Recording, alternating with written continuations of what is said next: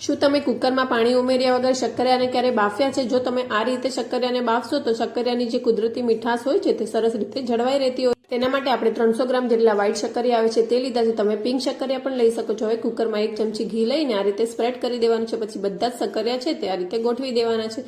હવે આપણે કપડું ભીનું કરીને આ રીતે નીચવીને તેના પર મૂકી દઈશું અને બિલકુલ પાણી એડ કરવાનું નથી. કુકર બંધ કરીને આપણે તેને 1 મિનિટ માટે ફાસ્ટ ફ્લેમ ઉપર અને 15 મિનિટ માટે સ્લો ફ્લેમ ઉપર શક્કરિયાને સ્ટીમ કરી લેવાના છે. પછી આપણે પ્રેશર રિલીઝ થઈ જાય પછી કુકરનું ઢાંકણ ખોલી ચેક કરીએ તો આપણા શક્કરિયા છે તે સરસ રીતે બફાઈ ગયા છે. પછી આપણે ઠંડા થાય એટલે તેની છાલ ઉતારી લેશું અને તમને નજીકથી પણ બતાવું કે આપણા શક્કરિયા છે તે કેટલા સરસ બફાયા છે. હવે આપણે બાફેલા શક્કરિયામાંથી ઇન્સ્ટન્ટ રેસીપી બનાવીશું. તેના માટે એક વાટકામાં 2 શક્કરિયા મેશ કરી લઈશું. 1 ચમચી સાકર અને 1 ચમચી ઘી એડ કરીને આ રીતે મિક્સ કરી લેવાનું છે અને 1 વાટકી જેટલું દૂધ એડ કરી દઈશું. અને સરસ મજાની આપણી ઇન્સ્ટન્ટ રેસીપી તૈયાર થઈ ગઈ છે. જો તો તમે પણ આ રીતે નવી રીતે શક્કરિયા બાફીને આ રેસીપી જરૂરથી